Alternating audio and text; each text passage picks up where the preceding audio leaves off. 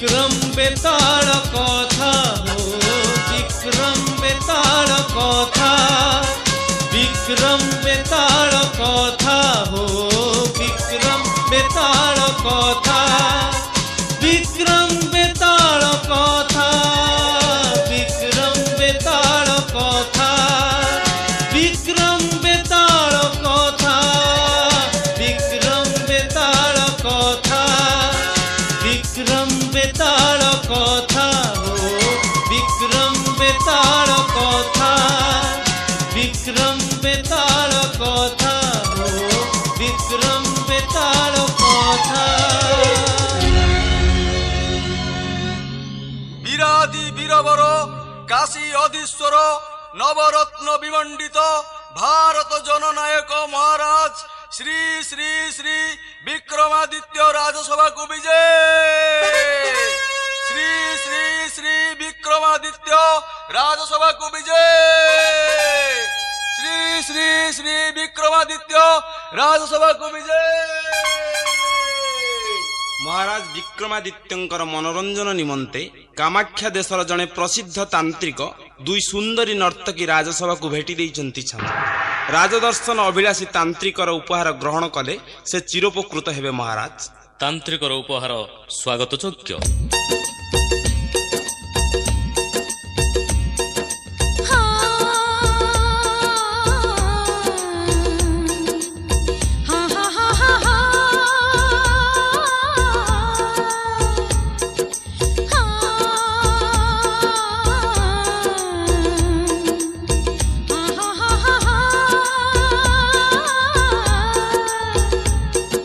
भीजा भीजा आँखी लाजो लाजो हंसा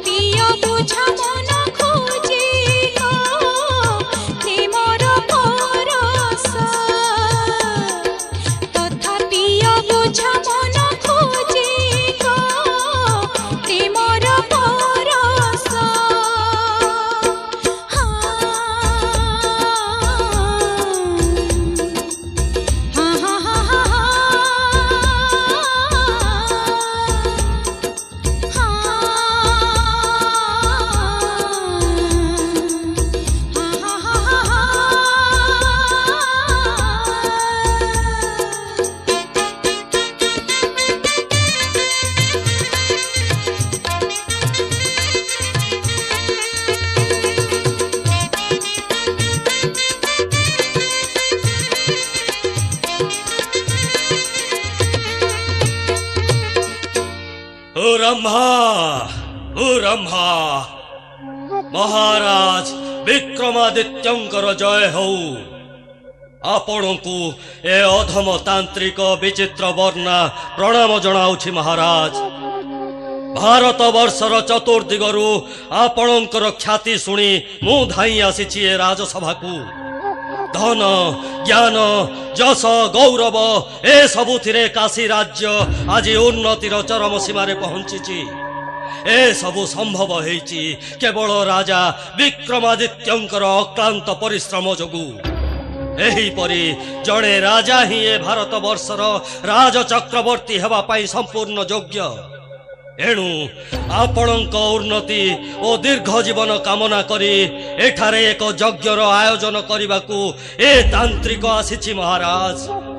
ଆପଣଙ୍କର ଆଦେଶ ହେଲେ ଯଜ୍ଞର ଆୟୋଜନ କରିବି। ତୁମ୍ଭର ପରିଚୟ ଦେଇ ମୋ ମନରୁ ସନ୍ଦେହ ଦୂର କର ତାନ୍ତ୍ରିକ। ହୁରମ୍ମା ମୁଁ ତାନ୍ତ୍ରିକ ବିଚିତ୍ର ବର୍ଣ୍ଣା ପ୍ରସିଦ୍ଧ ତନ୍ତ୍ରପୀଠ କାମାକ୍ଷାରେ ସାଧନା କରି ସିଦ୍ଧି ଲାଭ କରିଛି। ହେ ତାନ୍ତ୍ରିକ ବିଚିତ୍ର ବର୍ଣ୍ଣା, ଯଜ୍ଞ ଏକ ଆଧ୍ୟାତ୍ମିକ କାର୍ଯ୍ୟ। ତୁମ ପରି ଜଣେ ସିଦ୍ଧ ତାନ୍ତ୍ରିକର ଏହି ରାଜ୍ୟରେ ଯଜ୍ଞ କରିବାର କି ଆବଶ୍ୟକତା ରହିଛି? ଏହି ରାଜ୍ୟରେ ବହୁ ପୂର୍ବରୁ ଅଶ୍ୱମେଧ ଯଜ୍ଞ ଓ ଗାୟତ୍ରୀ ମହାଯଜ୍ଞ ପ୍ରଚଳିତ ହୋଇ ଆସୁଅଛି। ମାତ୍ର ତନ୍ତ୍ର ଯଜ୍ଞର ଫଳାଫଳ ବିଷୟରେ ମୁଁ ସମ୍ପୂର୍ଣ୍ଣ ଅଜ୍ଞ। ବୁଝାଇ ଦେଇପାରିବ ମୋତେ ତନ୍ତ୍ର ଯଜ୍ଞର ଉପଯୋଗିତା ବିଷୟରେ? ତନ୍ତ୍ର ଯଜ୍ଞର ଉପକାରିତା ଯେତିକି ବ୍ୟାପକ ସେତିକି ଲାଭଦାୟକ ଛାମୁ।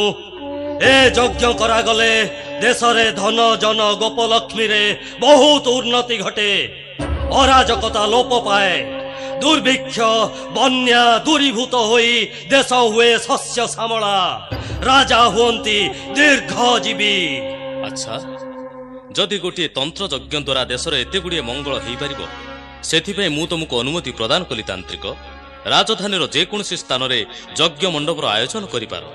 ଯଜ୍ଞ ନିମିତ୍ତ ସମସ୍ତ ଖର୍ଚ୍ଚ ରାଜକୋଷ ହିଁ ବହନ କରିବ। ସେ ସବୁର ଆବଶ୍ୟକତା ନାହିଁ ମହାରାଜ।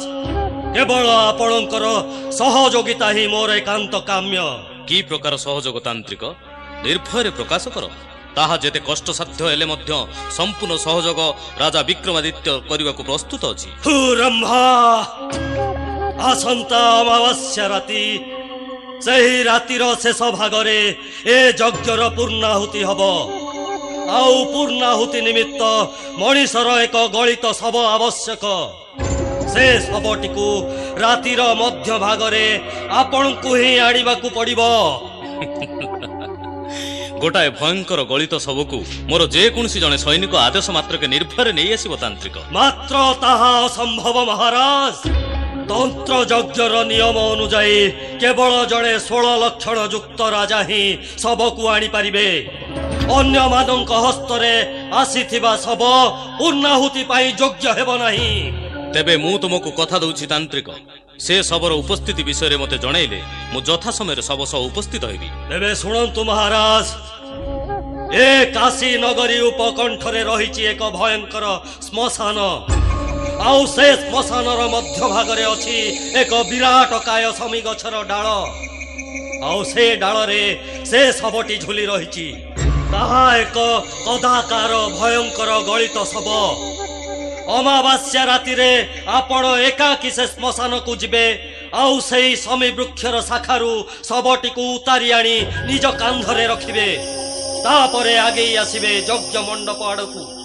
ସେ ଶବ ଦ୍ୱାରା ପୂର୍ଣ୍ଣାହୁତି ହେଲେ ଆପଣ ଲାଭ କରିବେ ରାଜଚକ୍ରବର୍ତ୍ତୀର ଆସନ। ସାରା ଦୁନିଆର ସମସ୍ତ ଶକ୍ତି ଆପଣଙ୍କ ନିକଟରେ ହାର ମାନିବ। ହୁରମ୍ମା ହୁରମ୍ମା।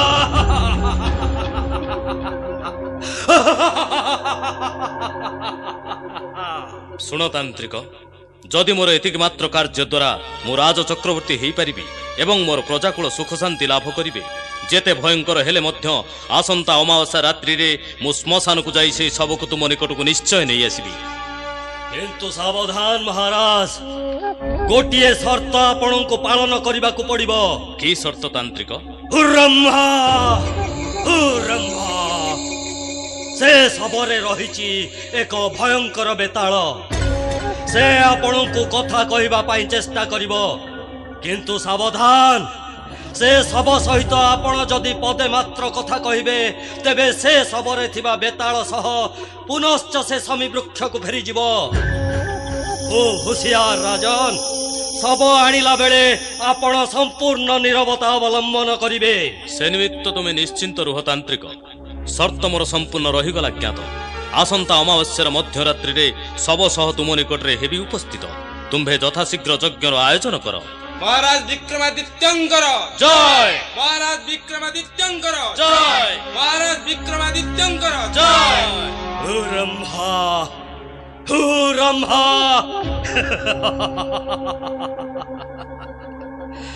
वर्तमान राजा विक्रम संपूर्ण मो हातरे। मूर्ख राजा, राजचक्रवर्ती लोभरे पड़ी तू निश्चय मशाणी को जीवु। आउ सेठारु सबकु कांधरे धरी आसीबु। से सबरे थिबा बेताल तते कहानी सुनेइब। कहानी शेषरे प्रश्न पचारिब। से प्रश्नर उत्तर देई न पारिले तू निश्चय मृत्युवरण करिबु। आउ तापरे मु हेबी ए समग्र काशी राज्यर अधीश्वर। आजी मोर तंत्र साधना फलवती हेबाकु जाउची। मोर तंत्र बलरे समग्र काशी नगर समस्त पुरुषंकु मेंढा करिबी। सुंदरी रमणी मानंकु मोर अंक साइनी करिबी।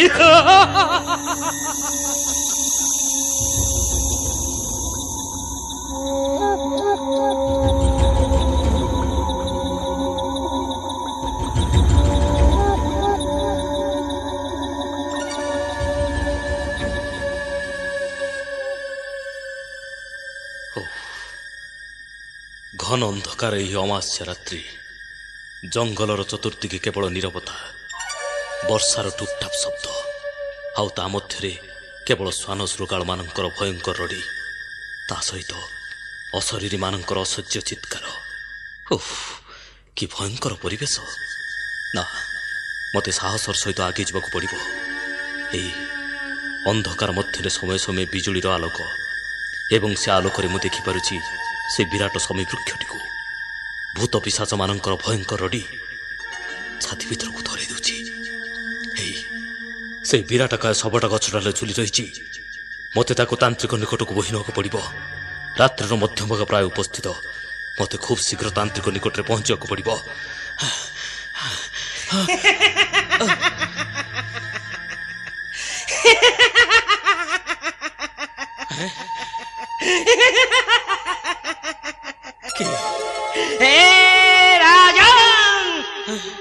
भयंकर ए अमावास्या राति एपरी एक राति रे काहेकि एक धैर्य साधना।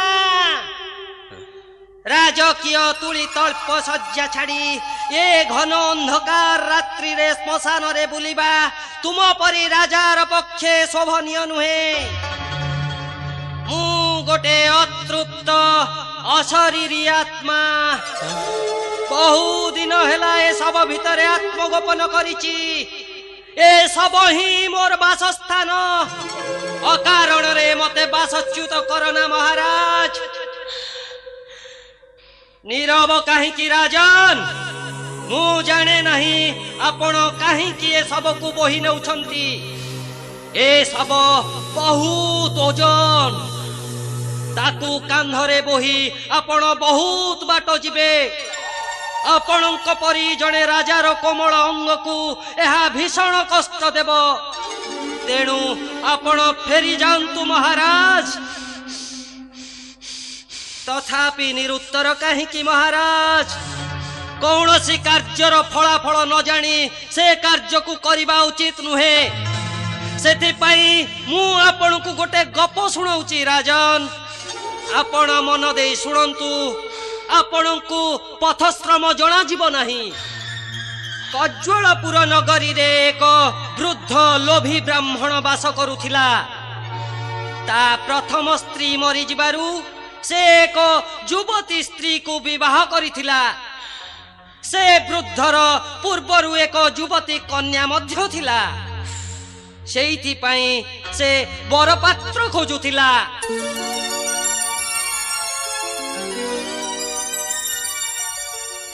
आलोक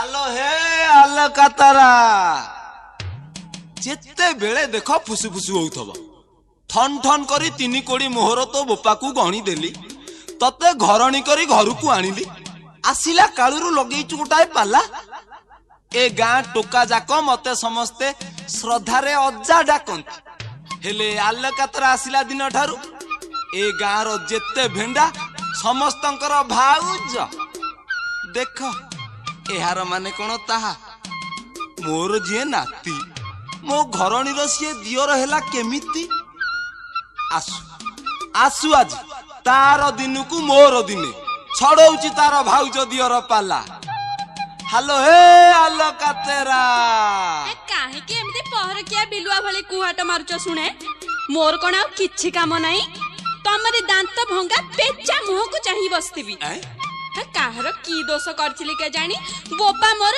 ସୁନା ମୋହର ଲୋଭରେ ପଡି ତୁମ ଭଳିଆ ଗୋଟେ ଧତରା ଖଲିଆ ବଳଦ ସାଙ୍ଗରେ ମୋ ଭଳିଆ ଗୋଟେ ରସରସିଆ ମାଲ ବୁହା ଗାଡି ଲଦିଦେଲା ଟାଣିବାର ନାହିଁ ଖାଲି ଗୋଟେ କିଲିକିଲା ରଡି ଛାଡି ପେଟେଇ ପଡୁଛ ହዮ ଟଙ୍କା ସୁନାରେ ସିନା ଧନ ବଢେ ହେଲେ ମନର ଭୋକ ମରେ ନାହିଁ ମୋ ସୌକରେ ଯଦି ହାତ ଦବ ହେଇଟି ସତ କହୁଛି ମକୁନା ସାଥିରେ ସିଧା ଚାଲିଯିବି ଦେଖ ଏହା ମାନେ କଣ ତାହା ହେଇଟି ଆଲେ କାତେରା ଯାହା କରୁଛ ପଛେ କର ଚାଲିଯିବା କଥାଟା ଜମା କହନି କେତେ ଥର କହିଲେଣି ନାଇଁ ନାଇଁ କେତେ ଥର କହିଲେଣି ମୋ ନାଁ ଆଲୋକାତରା ନୁହେଁ ଆଲୋକ ତାରା ଉଆସ ରାତିରେ ତାରା ଭଳିଆ ମୁଁ ଜନ୍ମ ହେଇଥିଲି ବୋଲି ଆଇ ମୋ ନାଁ ଦେଇଥିଲା ଆଲୋକ ତାରା ଏଇଠି ଏଣିକି କହିଦେଲି ମତେ ତାରା ବୋଲି ଡାକିବ ଯେମିତି ମକୁନ୍ଦା ଡାକନ୍ତି ଆରେ ସେ କେଳା ପ୍ରଧାନ ପୁଅ ମକୁନ୍ଦା ଦେଖ ଏହା ମାନେ କଣ ତାହା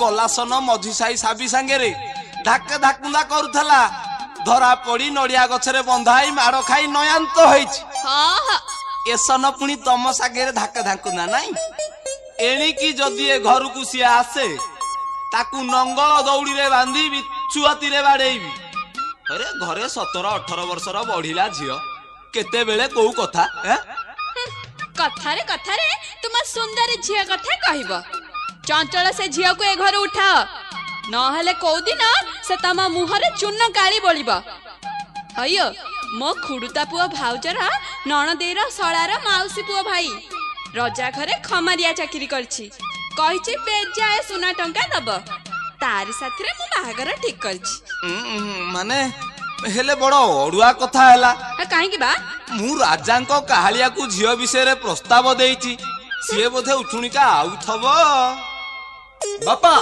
ଆଉ କିଛି ଅସୁବିଧା ନାହିଁ ବାନାମ୍ବର ଆଜି ତାର କାର୍ଯ୍ୟ ଶେଷ କରି ଫେରି ଆସିଛି ବାନାମ୍ବର ଭ୍ରମର ଗର୍ଦ୍ଦନ ଯୋଉ କାର୍ଯ୍ୟରେ ହାତ ଦେବ ସେ କାମ ହେଲା ବୋଲି ଜାଣ ଆସ ଭାଇ ଧୀରେ ଧୀରେ ଆସ ଇଏ ଆମ ବାପା ଆଉ ଇଏ ମୋ ମା ନମସ୍କାର ହୁଅ ହଇରେ ବାନା ଏ ଜନ୍ତୁଟି କିଏ ବା ଦେଖ ବାପା କୋତରୀ ପାଇଁ କେମିତିକା ଷଣ୍ଢ ମାର୍କା ବରପାତ୍ର ଆଣିଛି ଦେଖ ଏହା ମାନେ କଣ ତାହା କୁହା ନାହିଁ ବୋଲା ନାହିଁ କୁଆଡୁ ଗୋଟାଏ ଧରି ଆଣି କହିଲା କଣ ନା ଷଣ୍ଢ ମାର୍କା ବରପାତ୍ର ଆରେ ଅଖାଦ୍ୟଟା କିଏ ଆଭେ ମଦନ କୋଦଣ୍ଡ ମାର୍ତ୍ତଣ୍ଡ ମହାପାତ୍ର ପିତା ଭୂଷଣ୍ଡ କୋଦଣ୍ଡ ଆମ୍ଭଙ୍କୁ କନ୍ୟା ସମ୍ପ୍ରଦାନ କରିବାକୁ ନିମନ୍ତ୍ରଣ କରି ଆଣି ଏପରି ଅପମାନ କଲେ ଆମ୍ଭେ ଆମ୍ଭ ପିତାକୁ ଜଣାଇ ରାଜ ଦରବାରରେ ଏହାର ଉପଯୁକ୍ତ ପ୍ରତିକାର କରାଇବୁ ନାଇଁ ନାଇଁ ନାଇଁ ନାଇଁ ନାଇଁ ଦେଖ ଏହା ମାନେ କଣ ତାହା ମୁଁ ଏ ବାନାଟାକୁ ଗାଳି ଦଉଛି ନା ଆଉ ଆସିଛ ଯେତେବେଳେ ଝିଅକୁ ଦେଖ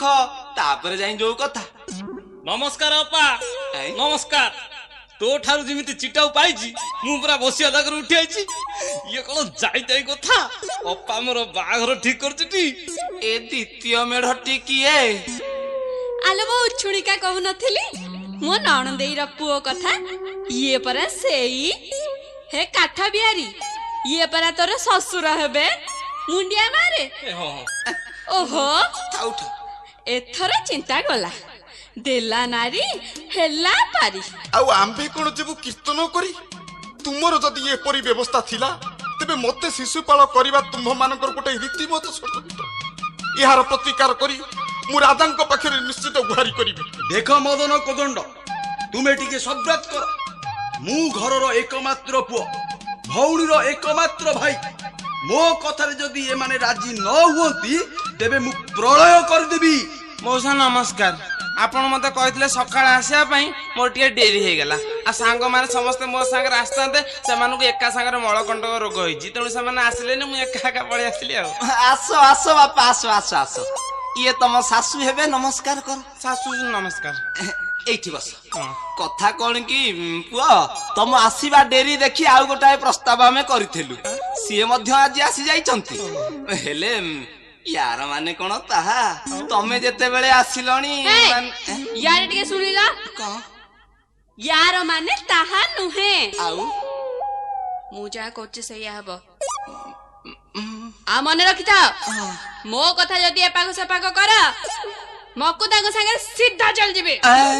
बापा तुरंत यार किछि गोटे बंदोबस्त कर। से चंडी कथारे पड़ी जदि ता भाई साथी रे मो भौणीर बाहागर कर देबो सत कहूची मु घर छाडी चली जिबी। ओहो अरे या माने कोन ता भारीजा कहूची ता कथा न रहिले मकुंदा संगे जीवो पुओ कहूची ता कथा न रहिले सिए घर छाडी की पळेइबो मु एबे कोन करबी।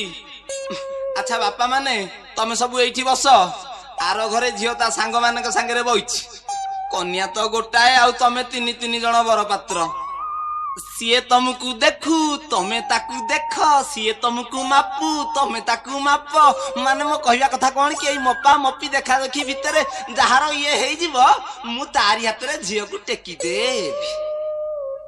ए ये हला मो झियो। आहा आहा सते जेपरी अमावास्या रे चांद होईची सखी मेले जे बसु हसी हसी सते की दिशई तारा मेले ससी कि सुंदर तनु जुगल कि सुंदर मुखमंडल आहुरी सुंदर तार कंड मंडल आउ बाहु जुगल कथा कहना मदन रे ए मदन तो जला सही हुए ना बाहु जुगल मध्य जो कुचमंडल पाटरू खसी आसे लाल ये कुराड़िया को आउ किछि देखा होनी सर्वत्र खाली सुंदरीमय मु काली समान को गणी बारे नागिछि 1 2 3 4 5 8 नहीं भूली गला 1 2 3 4 5 ए तरीका भूली जाउछि 1 2 3 4 5 6 7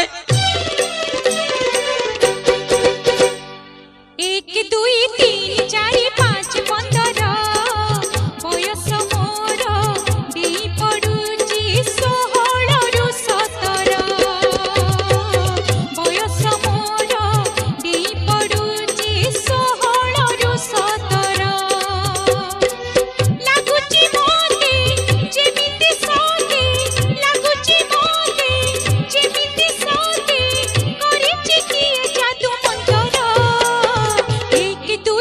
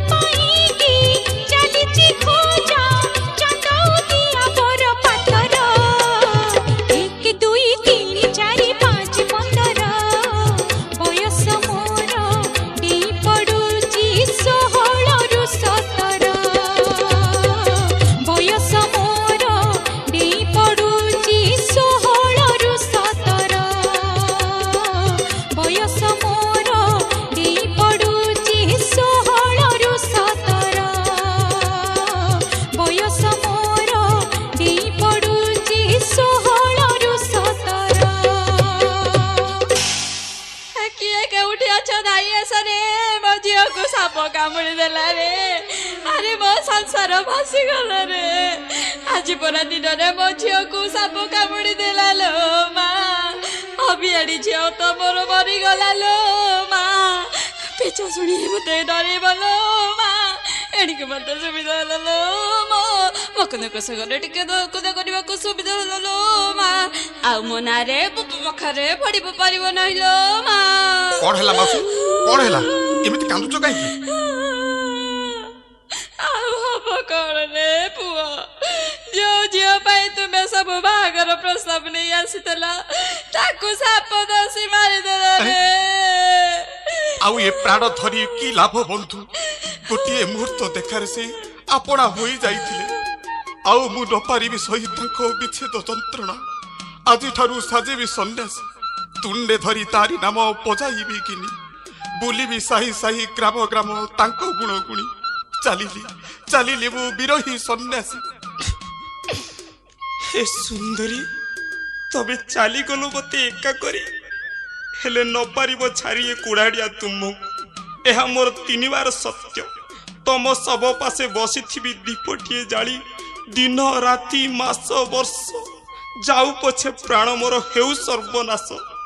देखिला बेलु भाबिथिली तम सह करिबी संसार। ए काठ बिहारी जीवनटा हेइ जीव रसमय सरस सुंदर। हेले हेला कोन ना तुमको मने मने करिछि मोर तांगिनी मोर। तुम पाई पालिबु मु शुद्ध क्रिया 10 11 12 13 14 15 गंगा जल विसर्जन देवी तुम अस्थि। गंगा गया मिलन स्थले श्राद्ध मुहि करिबि तुमर। 101 ब्राह्मण को मु देवी चूड़ा दही कदली और नड़िया आहार। चलिली भिक्षा मुठाए मिलू मा मुठाए भिक्षा मिलू। ओहो बड़ कष्ट ये सन्यास जीवन। भोकरे पेट भितरे चलिलानी मूषा आउ न पारिबी सही। माँ कोंडे भोजन मिलू। माँ मु खाइबी मते भारी भोक लागलानी। माँ मते खाइबा को दे। क्षणे अपेक्षा करंतु सन्यासी। आनी मु देउछि अन्न भोजन सामग्री। एटारे बसंतु। आहा कि सुंदर घरणी। माँ संगतरे पुणी अपूर्व पुत्र। आज जदि बंची रही था प्रिया मोर मु यही परी सुखर संसार करी आनंदरे पाऊ थांती जीवन तरी। ए पानी ने हाथ मुह धोई खाई बसंतु सन्यासी। माँ मते भारी भोक मु खाइबी मते दे। मते दोनु तू बाबा जी को दे दोछु। दे दे कहूची भलो दशा अच्छे दी दुष्टामी करना। थाली सही रख दे। ना माँ मु खाइबी मु ए सब खाइ देबी। दे कहूची नहले तो मारू मारू मार देबी।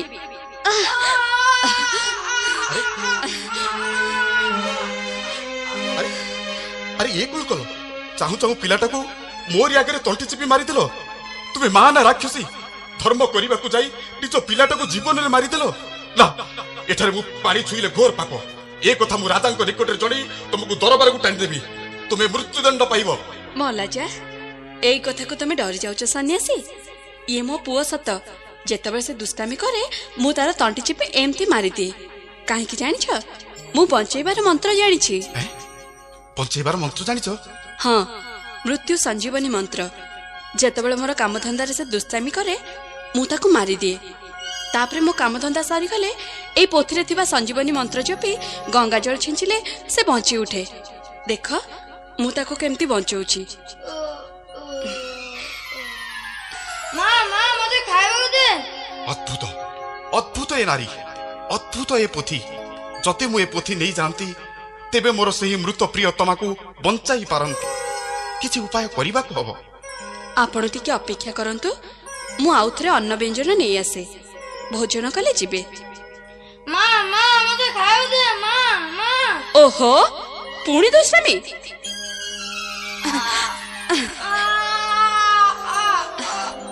पाइछि मु संजीवनी पोथी बंचाइबी प्रियतमा को मोर छिंचिबी गंगा जल। साधु बाबा ए मो पोथी मो पुआ।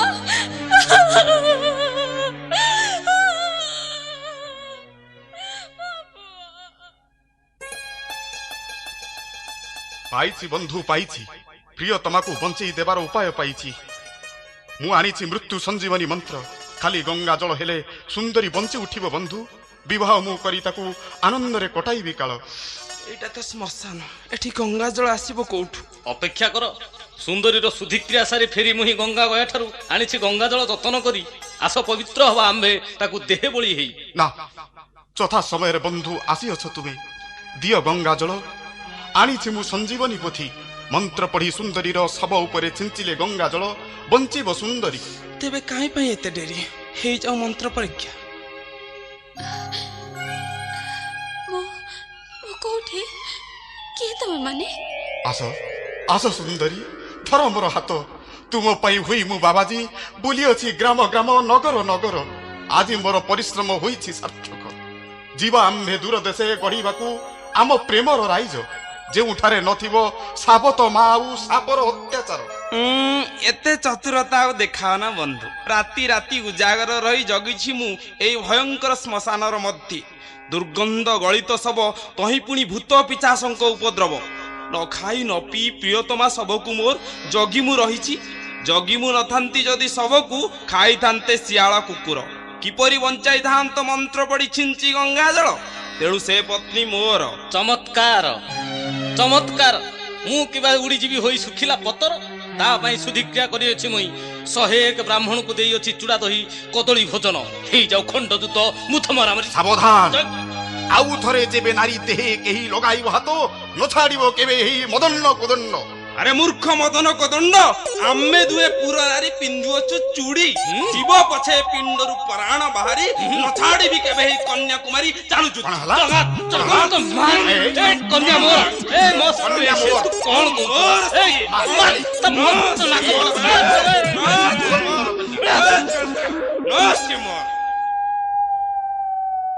ଏ ରାଜନ, ଦିଅନ୍ତୁ ଏଥର ମୋ ପ୍ରଶ୍ନର ଉତ୍ତର। ପ୍ରକୃତରେ ଯୋଗ୍ୟ ସ୍ୱାମୀ କିଏ ସେହି କନ୍ୟା ରତ୍ନଟିର? ଉତ୍ତର ଜାଣି ଯେବେ ରହିବେ ନୀରବ, ଅବିଳମ୍ବେ ଆପଣଙ୍କ ଶିର ହେବ ସ୍କନ୍ଧଚ୍ୟୁତ। ତେବେ ଶୁଣ ହେ ବେତାଳ, ପ୍ରଥମ ବ୍ୟକ୍ତି ମୃତ୍ୟୁ ସଞ୍ଜୀବନୀ ପଢ଼ି ଜୀବଦାନ ଦେଲା, ତେଣୁ ସେ କନ୍ୟାର ପିତା ସମତୁଲ୍ୟ। ଦ୍ୱିତୀୟ ବ୍ୟକ୍ତି ଗଙ୍ଗା ଗୟା ଯାଇ କନ୍ୟାର ଶୁଦ୍ଧିକ୍ରିୟା ସମ୍ପାଦନ କଲା, ଅତଏବ ସେ ପୁତ୍ରର କାର୍ଯ୍ୟ କଲା। ଏ ଦୁହେଁ ପିତା ଓ ପୁତ୍ରର କାର୍ଯ୍ୟ କରିଥିବାରୁ କନ୍ୟାର ସ୍ୱାମୀ ହେବାକୁ ସମ୍ପୂର୍ଣ୍ଣ ଅଯୋଗ୍ୟ। ମାତ୍ର ତୃତୀୟ ବ୍ୟକ୍ତି ମୃତ୍ୟୁ ପରେ ମଧ୍ୟ ଶ୍ମଶାନରେ ତାକୁ ଜଗି ରହିଥିଲା, ତେଣୁ ସେ ହିଁ ତାର ସ୍ୱାମୀ ହେବାକୁ ଯୋଗ୍ୟ।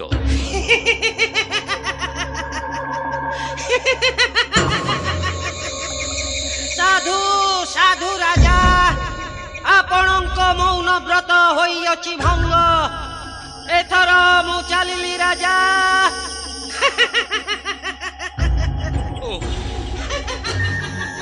ମୋ ଅଜାଣତରେ ମୁଁ ଏକ ବିରାଟ ଭୁଲ କରି ବସିଲି। ତାନ୍ତ୍ରିକର ସର୍ତ୍ତକୁ ମୁଁ ଭୁଲିଗଲି। ମୋତେ ପୁଣି ଶ୍ମଶାନ ନିକଟକୁ ଫେରିଯିବାକୁ ହବ। ରାତ୍ରି ଯେ ପାହି ଆସୁଛି, ମୋତେ ସବୁକୁ ଯେକୌଣସି ମତେ ଆଣିବାକୁ ପଡ଼ିବ।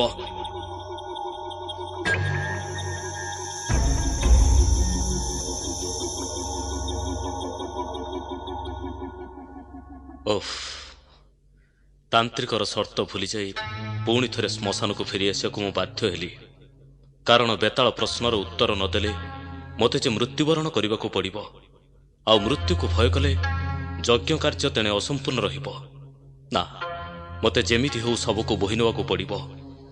ଏଇ ସେ ଶବଟା ଠିକ୍ ସେଇ ବୃକ୍ଷ ଶାଖାରେ ଝୁଲୁଛି। ସେ ମୋତେ ଯେମିତି କହୁଛି, ତମେ ଫେରିଯାଅ ରାଜା, ତମେ ଫେରିଯାଅ। ନା, ମୁଁ ଫେରିଯିବାକୁ ଆସିନି। ମୁଁ ଯେ ପ୍ରତିଜ୍ଞାବଦ୍ଧ, ଯେମିତି ହେଲେ ମୋତେ ସେ ଶବଟିକୁ ବୋହି ନେବାକୁ ପଡ଼ିବ।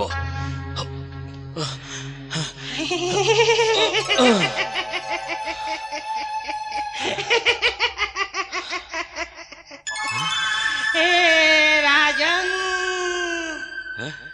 ଏ କଥା ମୁଁ ଜାଣେ। ଆପଣ ନିଶ୍ଚିତ ମୋ ନିକଟକୁ ଫେରି ଆସିବେ। ଏ ଘନ ଘୋର ଅନ୍ଧକାର ରାତି, ଯେଉଁଠାରେ କେବଳ ଭୂତ ପିଶାଚ ମାନଙ୍କର ରାଜତ୍ୱ।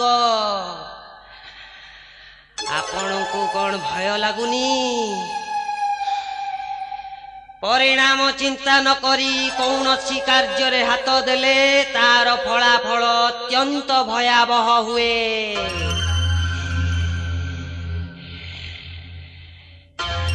ସେଇଥିପାଇଁ ମୁଁ ଆଉ ଏକ ଗଳ୍ପ ଶୁଣାଉଛି। ଏ ଗପଟିକୁ ଶୁଣିଲେ ଆପଣ ଜାଣିପାରିବେ ଆପଣ କି ପ୍ରକାରର ଭୁଲ କାର୍ଯ୍ୟ କରିବାକୁ ଯାଉଛନ୍ତି।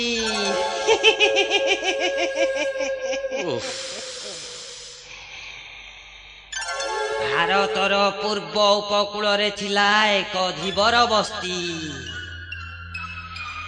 ମାଛ ମାରି ଡଙ୍ଗା ବୋହି ସେମାନେ ପରିବାର ଭରଣ ପୋଷଣ କରୁଥିଲେ। ଧୀବର ସର୍ଦ୍ଦାର ବୀରବରର ଗୋଟିଏ ସୁନ୍ଦରୀ ଝିଅ ଥିଲା, ତା ନାଁ ବାଲି। ବାଲିକୁ ଭଲ ପାଉଥିଲା ସେଇ ବସ୍ତିର ପୁଅ ଚନ୍ଦରା। ଦେଖ ଚନ୍ଦରା, ଏମିତିଆ ଖିଲିଖିଲିଆ ହସ, ଚାନ୍ଦ ବୌଦ ପରି ଲୁଚକାଳି ଖେଳ ଆମର ଆଉ କେତେ ଦିନ ଚାଲିବ କହିଲୁ? ସେଦିନ ସଞ୍ଜ ବେଳେ ଡଙ୍ଗା ପାଖରେ ତୁ ମତେ ଧରି ପକେଇଲୁ। ତାପରେ ପାପ କଥା ଗୁଡା ମୁଁ କହିପାରିବିନି। ସେଇ ଦିନଠୁ ମତେ ଗୋଟେ କେମିତି କେମିତି ଲାଗୁଛି। ଏ କଥା ଆମ ସାହି ଶାମୁକା ପରା ଦେଖିଛି। ସେ ଯଦି ମୋ ବାହାଘରେ କହିବ ନା, କଣ ହବ କହିଲୁ? ଏଇ ଚନ୍ଦରା, ମତେ ଭାରି ଡର ଲାଗୁଛି। ଆଲୋ ତୁ ଏମିତି ଡରୁଛୁ କାହିଁକି? ସେ କହିଲେ କହୁ, ମୁଁ ପରା ତତେ ବାହା ହେବି। ତୁ କହିଦେଲେ କଣ ବାହାଘର ହେଇଯିବ? ମୁଁ ନୋଳିଆ ଘରର ଝିଅ, ତୁ ସିନା ଆମ ସାହିରେ ବଢିଛୁ, ହେଲେ ତୁ ତ ନୋଳିଆ ଘରର ପୁଅ ନୁହେଁ। ମୋ ବା ସିନା ରାଜି ହେଲେ ଯାହା ହବ। ଦେଖ ବାଲି, ମୋ ବାପା କିଏ, ମା କିଏ ମୁଁ ଜାଣିନି। ମୋ ମା କୁଆଡ଼େ ମୋତେ ପେଟରାରେ ପୁରେଇ ସମୁଦ୍ର କୂଳେ ଛାଡ଼ି ଦେଇ ଯାଇଥିଲା। ଏଇ ନୋଳିଆ ସାହି ଲୋକମାନେ ମୋତେ ପାଳି ପୋଷି ନୂଆ ଜୀବନ ଦେଲେ। ପିଲାଟି ଦିନରୁ ତମ ସାଙ୍ଗେ ମାଛ ଧରିଛି, ଡଙ୍ଗା ବାହିଛି, ଜାଲ ବୁଣିଛି। ଆଉ ତୁ ଯେତେବେଳେ ଛପି ଛପି ଆସି ମୋ ମନ ରାଇଜରେ ରାଣୀ ହେଇ ବସିଛୁ, ମୁଁ ନୋଳିଆ ନ ହେଇ ଆଉ କ'ଣ ହେବି କହିଲୁ? ଆଲୋ ହେ, ଜନମରୁ କେହି ଜାତି ନେଇ ଆସିନଥାଏ, କରମରୁ ଜାତି ପାଏ ନା। ତାହେଲେ ତୁ ମୋ ବାହାକୁ କହି ବାହାଘର ପ୍ରସ୍ତାବ ଆଣୁନୁ। ଆଜି ଚୈତ ପୁନେଇ, ସଞ୍ଜ ଗଡ଼ିଗଲାଣି। ବାସୁଳେଇ ଠାକୁରଙ୍କ ପୂଜା ପାଇଁ କଳା ଶାଢ଼ୀ, ମନ୍ଦାର ମାଳ ସବୁ ମୁଁ ଏ ଡାଲାରେ ଆଣିଛି। ବା କହିଥିଲା ଆମ୍ବ ଡାଳ ଆଣିବାକୁ, ହେଲେ ମୋ ହାତ ପାଇଲାନି। 5 ପତୁରିଆ ଆମ୍ବ ଡାଳ କେମିତି ଆଣିଥାନ୍ତି କହିଲୁ? ଇଏ ଗୋଟେ କଥା। ଚାଲୁନୁ ମୁଁ ଟେକିଦେବି, ତୁ ଯେତେ ଆମ୍ବ ଡାଳ ଆଣିବୁ। ଟେକିଦେବୁ? କେମିତି ବା? ଏମିତି। ଆରେ ଓ ତାମୁଡୁ, ଆରେ ଓ ଚାପଲୁ, ଆରେ କୁଆଡେ ଗଲ ସବୁ? ଏ ଚନ୍ଦ୍ରା, ଛାଡ ମତେ। ବାବାରେ ଡାକି ଡାକି ଇଆଡକୁ ଆସିଲାଣି। ହଁ, ତୁ ଗୋଟେ କାମ କର, ତୁ ଏଇଠି କୋଉଠି ଲୁଚି ପଡ, ନହେଲେ ସେ ଯଦି ତତେ ମୋ ସାଙ୍ଗରେ ଦେଖିଦବ ନା, ବାହୁଙ୍ଗାରେ ପିଟି ପିଟି ମୋ ଅବସ୍ଥା ନୟନ୍ତ କରିଦବ। ହଁ ଯେ, ମୁଁ କୋଉଠି ଲୁଚିବି କହିଲୁ? କୋଉଠି ଲୁଚିବୁ? ଏଇ ଠାକୁରାଣୀଙ୍କ ଗମ୍ଭୀର ଭିତରେ ପଶିଯା। ଯେତେବେଳେ ମୋ ବା ଆସି ମୁଣ୍ଡିଆ ମାରିବ, ସେତିକି ବେଳେ ତୁ 2-4ଟା ମନ୍ଦାର ଫୁଲ ତା ଉପରକୁ ପକେଇଦବୁ। ଏଇ ନେ ଫୁଲ। ଠାକୁରାଣୀକୁ ମୋ ବାର ଭାରି ବିଶ୍ୱାସ। ତୁ ଯଦି ଠାକୁରାଣୀଙ୍କ ପଛପଟୁ ମୋ ବାହାଘର ପ୍ରସ୍ତାବଟା ପକେଇଦବୁ, ତାହେଲେ ଜାଣିବୁ ତୋର ମୋର ବାହାଘର ହେଲା। ଯା ଯା, ପଳା ଚଞ୍ଚଳ ପଳା, ଯା। ସଞ୍ଜ ଗଡ଼ି ରାତି ହବାକୁ ବସିଲାଣି। ସମୁଦ୍ର ଛାତି ଉପରୁ ରୂପା ଥାଳି ପରି ଜହ୍ନଟା ଦାନ୍ତ ନିକୁଟି ହସିଲାଣି। ଆରେ ଆଜି ପରା ଚୈତି ପୁନେଇ, ଆମ ଜାତିର ବଡ଼ ପରବ। ଆରେ ବେଗି ବେଗି ପୂଜା ସାରିଲେ କାଲି ପରା ଭୋରୁ ଭୋରୁ ଦରିଆ ଭିତରକୁ ଯିବାକୁ ହବ। ଆଜି ସିନା ପୁନେଇରେ ନାକୁ ବନ୍ଦ କଲି, ଆଉ କାଲି କଣ ମାଛ ଧରା ବନ୍ଦ କରିବି? ଆଲୋ ଝିଅ, ତୁ ଆସି ଏଠି, ମୁଁ ତତେ ସିଆଡେ ଖୋଜୁଛି। ମୁଁ ପରା କେତେବେଳୁ ଆସି ଫୁଲ ଡାଲା, ଠାକୁରାଣୀଙ୍କ ଶାଢ଼ୀ, ଚୁଆ, ଚନ୍ଦନ, ସିନ୍ଦୁର ଆଣି ଏଇଠି ଥୋଇଛି। ତୁ ତ ଏତେବେଳକୁ ଆସୁଛୁ। ଆସିଲେ ସିନା ପୂଜା ହବ। ଏ ବା, ଠାକୁରାଣୀକୁ ସଜେଇ ଦେଲା ପରେ କେମିତି ଦେଖାଯାଉଛି କହିଲୁ? ମତେ ଲାଗୁଛି ସତେ ଯେମିତି ଠାକୁରାଣୀ ଜୀବନ ପାଇଛନ୍ତି। ଆହା, ସତରେ କେଡ଼େ ସୁନ୍ଦରିଆ ଦେଖା ଯାଉଛନ୍ତି। ରହଲୋ ବାଲି, ମୁଁ ଆଗ ଲମ୍ବ ହୋଇ ଠାକୁରାଣୀଙ୍କ ପାଖରେ ମୁଣ୍ଡିଆଟାଏ ପଡ଼ିଯାଏ। ହେ ମା ବାସୁଳେଇ, ତୋରି ଆସରାରେ ସାଇକି ମୋର କିଛି ବିପତ୍ତି ଆପତ୍ତି ଆସିନେଇ। ଝିଅ ବୋଲି ବକଟେ, ତା ମଥାରେ ଟିକେ ସିନ୍ଦୁର ଲାଗିଗଲେ ଏ ବୁଢ଼ା ବୟସରେ ମୁଁ ଟିକେ ଶାନ୍ତି ପାଇବି ଲୋ ମା। ତୁ ତାକୁ ଘଣ୍ଟ ଘୋଡ଼େଇ ରଖିଥା ଲୋ ମା, ଘଣ୍ଟ ଘୋଡ଼େଇ ରଖିଥା। ଆଲୋ ଝିଅ, ଏଇ ଦେଖିଲୁଣି, ଠାକୁରାଣୀଙ୍କ ମୁଣ୍ଡରୁ ଫୁଲ ଖସିଲାଣି। ଏତେ ଦିନେ ବୁଢ଼ୀ ଠାକୁରାଣୀ ମୋ ଗୁହାରି ଶୁଣିଛନ୍ତି। ସତରେ ମୋ ମନ କଥା ପୂର୍ଣ୍ଣ ହବ ଲୋ ଝିଅ। କପାଳରେ ତୋର ସିନ୍ଦୁର ଲାଗିବ। ଏ ବୁଢ଼ା, ତୋ ଭକତିରେ ମୁଁ ଖୁସି ହେଇଛି। ମୁଁ ଯାହା କହୁଛି ମନ ଦେଇ ଶୁଣ। ଆଜି ପୁନେଇ ରାତିରେ ମୋ ପୂଜା ସରିଲା ପରେ ତୋ ଝିଅ ବାଲିକୁ ଚନ୍ଦରା ହାତରେ ଟେକିଦବୁ। ଯଦି ଏକଥା ନ କରୁ, ଆସନ୍ତା ଅମାବାସ୍ୟାକୁ ସମୁଦ୍ରରେ ତୋ ଡଙ୍ଗା ବୁଡ଼ିଯିବ। ପୁନେଇ ବେଳକୁ ତୋ ବଂଶ ବୁଡ଼ିଯିବ। ମନେ ରହିଲା ତ? ଦେଖୁଛୁ ଦେଖୁଛୁ ବାଲି, ଠାକୁରାଣୀ କେମିତି ମୋ ଗୁହାରି ଶୁଣିଲେ। ଆଲୋ ସେ ଚନ୍ଦରା କାଇଁ? ଆରେ ତାମୁଡୁ, ଆରେ ହୋ ଚାପୁଲୁ, ଆରେ କିଏ କୁଆଡେ ଅଛ? ଶୀଘ୍ର ଆସ, ପୂଜା ସମୟ ପରା ଗଡି ଯାଉଛି। ଆଜି ପୂଜା ସରିବ, ତାପରେ ଚନ୍ଦରା ସାଙ୍ଗରେ ବାଲିର ବାହାଘର ହବ। ଏ ବାଲ, ସେ ପରା ସମୁଦ୍ରରେ ଭାସି ଆସିଥିଲା। ସେ ପରା ଅନ୍ୟ ଜାତିର ପିଲା, ତାକୁ ମୁଁ କେମିତି ଭାବି ଭଲା? ଚୁପ ଚୁପ କର, ଚୁପ କର। ଠାକୁରାଣୀ ପରା କହିଲେ, ତତେ ଶୁଭିଲା ନାହିଁ? ଆରେ କୁଆଡେ ଗଲ ତମେ ସବୁ? ଆରେ କୁଆଡେ ଗଲ ସବୁ? ଗୀତ ନାଚ କରି ଏ ଠାକୁରାଣୀ ଶାଳୁକୁ ଆଜି କମ୍ପେଇ ଦିଅ। ଆଜି ମୋ ବାଲିର ବାହାଘରଟି।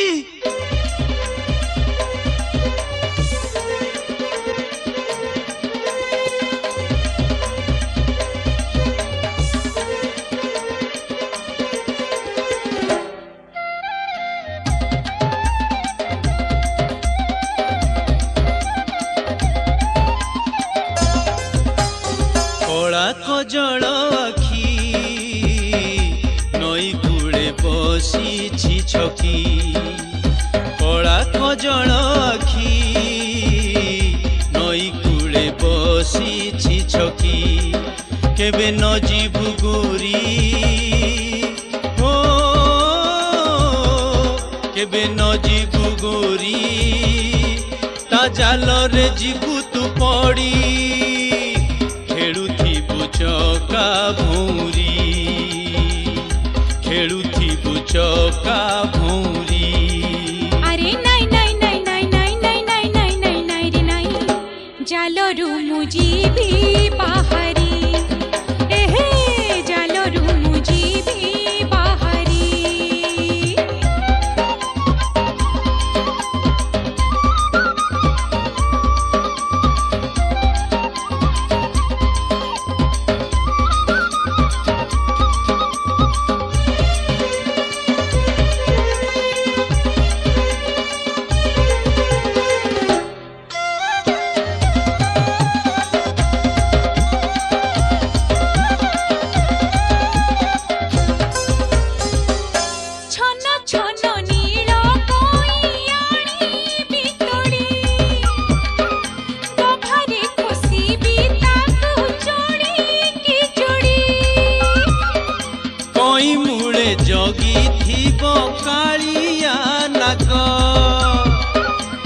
ଦେହରେ ହାତ ଦେଲେ ତଂସିବ ଆଗ।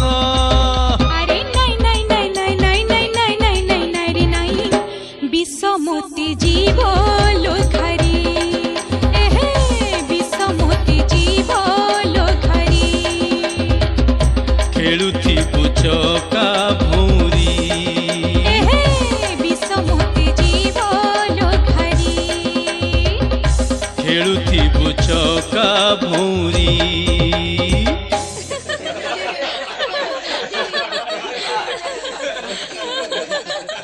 আরে হে, ଯିଏ ଯୋଉଠି ଯେମିତି ଅବସ୍ଥାରେ ଅଛ ସିଏ ସେମିତି ରହିଥିବ। ଯଦି ଟିକିଏ ହଲଚଲ ହୁଅ, କଟୁରୀରେ ତମକୁ ବୋଦା ହାଣିଲା ପରି ହାଣି ଟିକ୍ ଟିକ୍ କରିଦେବି। ଆବେ ହେ, ତମ ସାହିରେ ସେ ସୁନ୍ଦରୀ ଝିଅ କୁଆଡେ ଗଲା ବେ? ସର୍ଦ୍ଦାର ଝିଅ ବାଲି କୋଉଠି ଅଛି? ଆମେ ଜାଣିନୁ ଆଜ୍ଞା।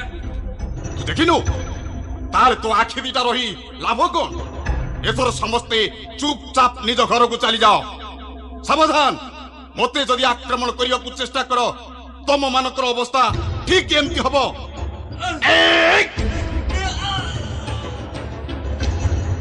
ଆବେ ହେ ବୁଢା, ଏଇ ତ ଝିଅ ବାଲି। ଅନେକ ଦିନ ତଳୁ ତା ଉପରେ ମୋ ଆଖି ପଡିଛି। ତୋ ଝିଅକୁ କହ से जो फूल हारटी धरिची से हारटी मो बेकरे पकई मते जुआर हो ए ठाकुरडी मथारु सिंदूर नहीं मु आदि ताकू मो कोठी की नहीं दिबी मो हातरे कात बाउंस थिबा पर्यंत केबे हेले मोठू ताकू छड़े नहीं पारिबनी ए बाउंस रे पिटी पिटी आज तो हाड़ मांस अलगा कर देबी ए तोते कोटुरी हाणी टिक टिक करी देबी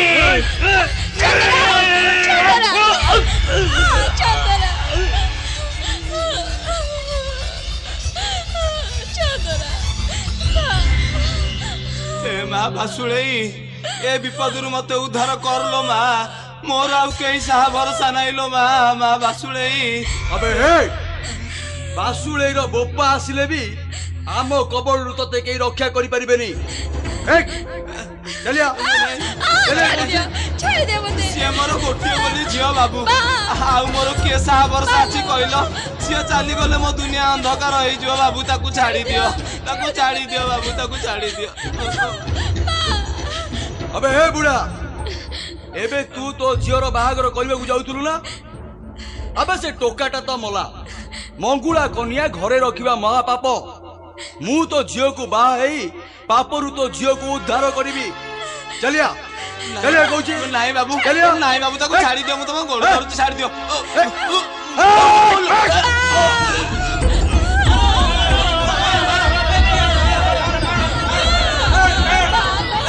अरे हे का बराबर होती यार को मारी आसुची चलिया याको ले एठु चली जिबा चलो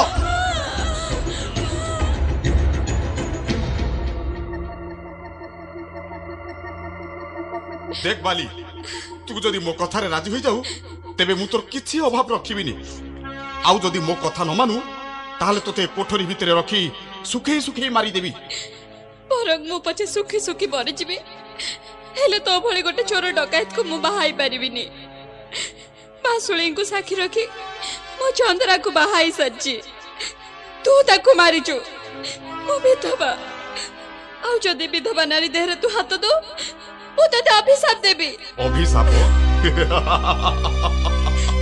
आर जन्मरे गुडाई पाप कलारु अभिशाप पाई मु ए जन्मरे चोर हिची आ तो अभिशाप मोर किछि करि परिबनी अबे आ कहूची अरे हे सेमती सुखी सुखी ए कोठी भितरे तू बंदी नहीं था तोर कौलिया मांस गुड़ाक प्रत्येक दिन मु एमती खाई चलीथी तोते ठारू किए रक्षा करिवो मु देखिबी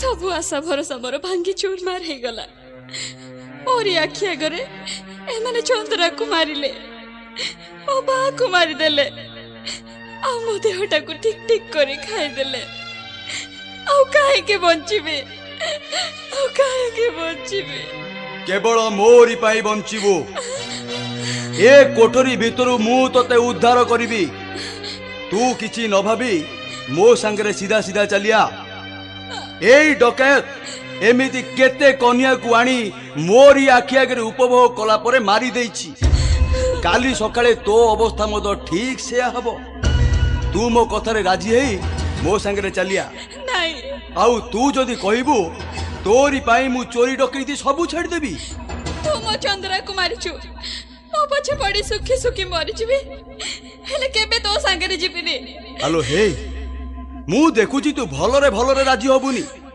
ताले मो पावटा मु छाड़ीबी काईकी एठी आदाय कर देबी छाड़ दे मते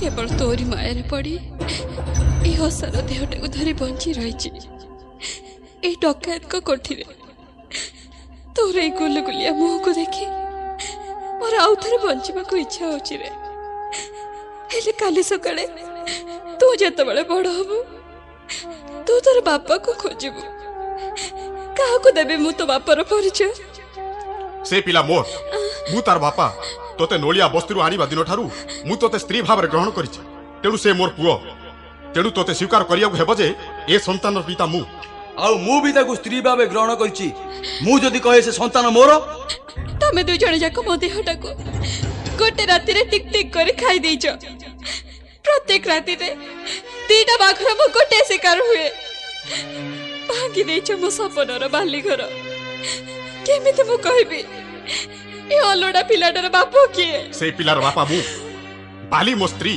ताकू मु आनिची मु ताकू स्वामित्व देइची मु मध्य बालीर स्वामी मु मध्य ताकू स्वामित्व देइची तेणु से पिलार बापा होउची मु से पिलार बापा पिलार बापा मु पिलार बापा मु पिला को छाड़ दियो अबे हे ए हातरे मु और एक मनिष हानिची भले रे कहूची से पिला को मते दे नहले तोते कोटी रे हाड़ी टिक टिक कर देबी अरे से पिला मोर अरे मोर से पिला तोते भी मु सावधान से पिला से पिला को तू छाड़ी के चली जा नहले तो गंडी रो मुंडटा गोला कर दो मते बेसी समय लागिबनी अरे पिला मोर छाड़ दियो बाबू अबे से पिला मोर अरे से पिला मोर अरे से पिला मोर से पिला मोर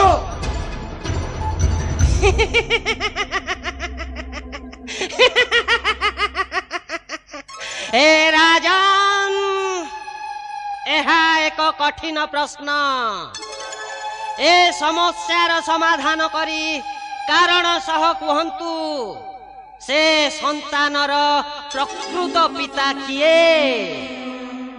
उत्तर जानी जदि नीरव रहिबे तेबे संगे संगे आपणकर शिर स्कंदच्युत हब हे बेताल चंदरार बाली सहित गुप्त प्रणय रहितला एकथा बाली स्वीकार करिछि उभय परस्पर को गभीर भाव में भल पाउथिबारु भविष्यत रे तांको विवाह निश्चित जानी से माने अपकर्म करिथिले आ डकायत माने बाली को अपहरण करिवा पूर्वरु से गर्भवती थिला तेणु चंदरा ही से संतानर प्रकृत रे पिता उभय डकायत बाली को स्त्री भाव में व्यवहार कले मध्य ताहा थिला एक रमणी प्रति पाशविक अत्याचार हे महाज्ञानी राजा आपणकर ज्ञान को प्रशंसा न करी मु रही पारु नाही मात्र आपणकर मौन भंग होइतिबारु मु पुणी सेही समी वृक्ष को फेरी जाउची राजन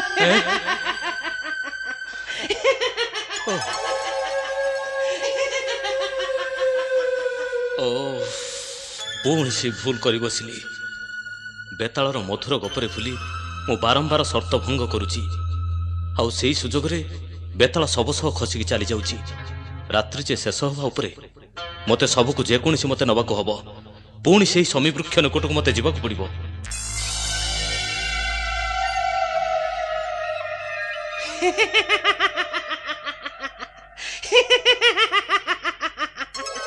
हे राजन आपण जेपरी साहस और धैर्यर सहित बारंबार श्मशान को आसी ए सब को बोही नेबाकू चेष्टा करूछंती सेथिपाई आपणक प्रति मोर भक्ति और सम्मान बढ़ी जाइछि किंतु केबे चिंता करिछंती राजा एहार परिणति केते भयंकर आ विपद संकुल जणे क्षत्रिय वंशज राजा विक्रमादित्य जेकोसी भयंकर परिणतिर मुकाबिला करने से प्रस्तुत अछि बेताल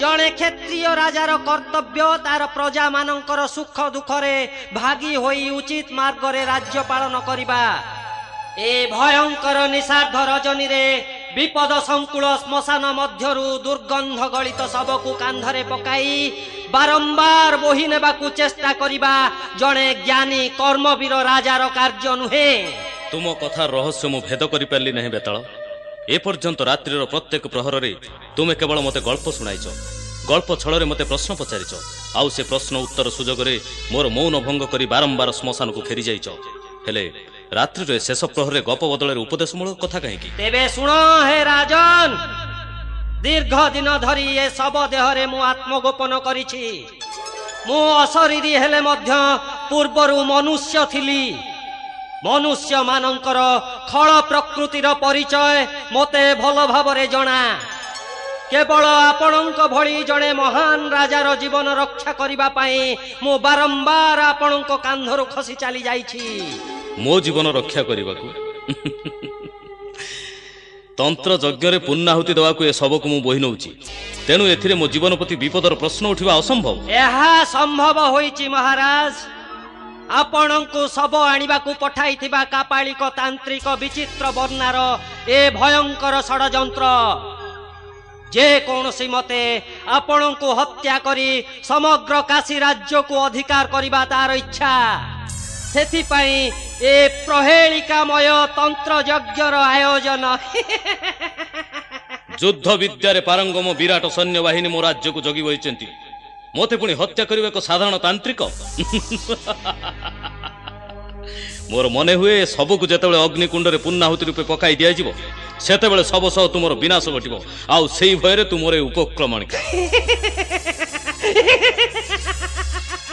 ବେତାଳର ପୁଣି ବିନାଶର ଭୟ? କୌଣସି ଅଶରୀରୀର କଣ ମୃତ୍ୟୁ ଭୟ ଥାଏ ମହାରାଜ? ଏ ଶବ ଅଗ୍ନିରେ ପୋଡ଼ିଗଲା ପରେ ଅନ୍ୟ ଯେ କୌଣସି ପରିତ୍ୟକ୍ତ ଶବରେ ମୁଁ ଆତ୍ମଗୋପନ କରିପାରିବି, କିନ୍ତୁ ଆପଣ ଥରେ ମୃତ୍ୟୁ ଲାଭ କଲେ ମୋ ଭଳି ଅଶରୀରୀ ହୋଇ ଏ ଶବରୁ ସେ ଶବକୁ ଡେଇଁ ଡେଇଁ ବୁଲିବାକୁ ବାଧ୍ୟ ହେବେ। ତୁମ କଥା ଯଦି ସତ୍ୟ ହେଇଥାଏ, ତେବେ ମୁଁ ଏଇ ମୁହୂର୍ତ୍ତରେ କାପାଳିକ ତାନ୍ତ୍ରିକ ବିଚିତ୍ର ବନ୍ୟାକୁ ହତ୍ୟା କରିବି। ତାହା ଆପଣଙ୍କ ପକ୍ଷେ ସମ୍ଭବ ନୁହେଁ ମହାରାଜ। ସେ ଜଣେ ସିଦ୍ଧ ତାନ୍ତ୍ରିକ। ତାର ତନ୍ତ୍ର ବିଦ୍ୟା ନିକଟରେ ଆପଣଙ୍କର ସମସ୍ତ ଅସ୍ତ୍ରଶସ୍ତ୍ର ଯୁଦ୍ଧ ବିଦ୍ୟା ପରାଜିତ ହେବ। ତାହେଲେ କଣ ତନ୍ତ୍ର ବିଦ୍ୟାକୁ ପରାଜିତ କରିବାକୁ କୌଣସି ଉପାୟ ନାହିଁ? ଅଛି ମହାରାଜ, ଗୋଟିଏ ମାତ୍ର ଉପାୟ ଅଛି। ଆପଣ ଯେତେବେଳେ ଶବ ନେଇ ଯଜ୍ଞ ମଣ୍ଡପ ନିକଟରେ ପହଞ୍ଚିବେ, ସେ କାପାଳିକ ଆପଣଙ୍କୁ ଅଷ୍ଟାଙ୍ଗ ପ୍ରଣାମ କରିବାକୁ କହିବ। ସେତେବେଳେ ଆପଣ ନିଜର ଅସ୍ତ୍ରଟି ଥୋଇ ଯଜ୍ଞ କୁଣ୍ଡକୁ ଅଷ୍ଟାଙ୍ଗ ପ୍ରଣାମ କରିବେ। ଠିକ୍ ତାରି ସୁଯୋଗ ନେଇ ସେ ଆପଣଙ୍କୁ ପଛ ଆଡୁ ଅସ୍ତ୍ର ଦ୍ୱାରା ହତ୍ୟା କରିବ। ତାହେଲେ କୁହ ବେତାଳ, ସେତେବେଳେ ମୁଁ କି ଉପାୟରେ ଆତ୍ମରକ୍ଷା କରିବି? ଆପଣଙ୍କ କାନରେ ଆତ୍ମରକ୍ଷା କରିବାର ଉପାୟଟି ମୁଁ କହିଦଉଛି ରାଜନ। ଯଥା ସମୟରେ ତାହା ପ୍ରୟୋଗ କଲେ ଅକ୍ଲେଶରେ ସେ ଭଣ୍ଡ ତାନ୍ତ୍ରିକ ନିକଟରୁ ନିଜକୁ ରକ୍ଷା କରିପାରିବେ। କିନ୍ତୁ ସାବଧାନ, ପୂର୍ବରୁ କୌଣସି ସତର୍କତା ଅବଲମ୍ବନ କରିବେ ନାହିଁ। ଏବେ ମନ ଦେଇ ଶୁଣ ରାଜନ।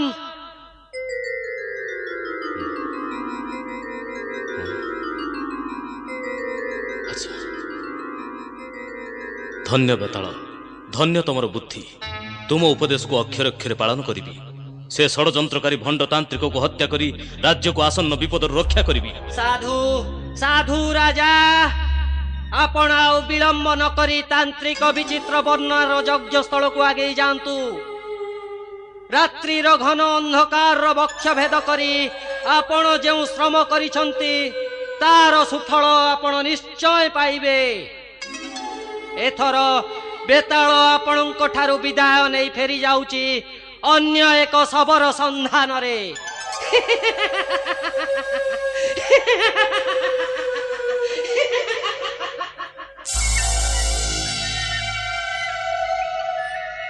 इदं रक्ताय स्वाहा, इदं रक्ताय, इदं रुधिराय स्वाहा, इदं रुधिराय, इदं मेदाय स्वाहा, इदं मेदाय।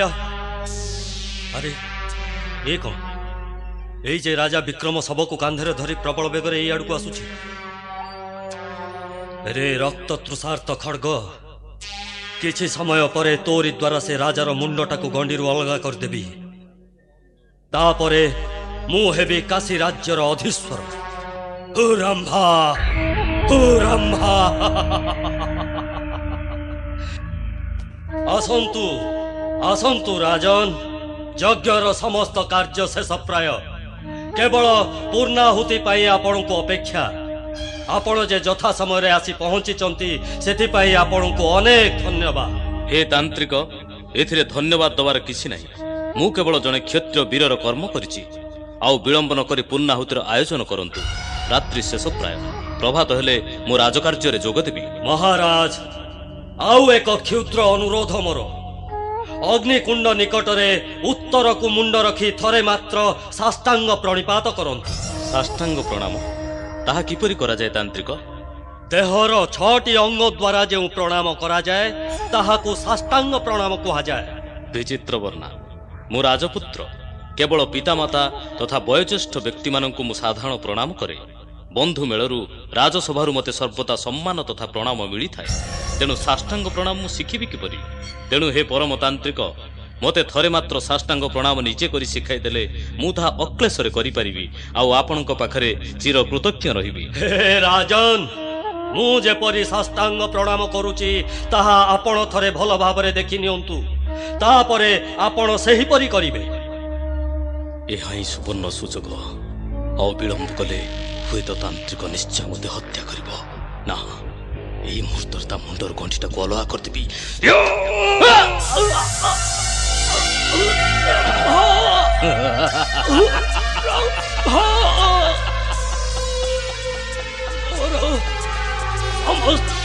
ଷড়ଯନ୍ତ୍ର ପଣ୍ଡ ହେଇଛି ରାଜା।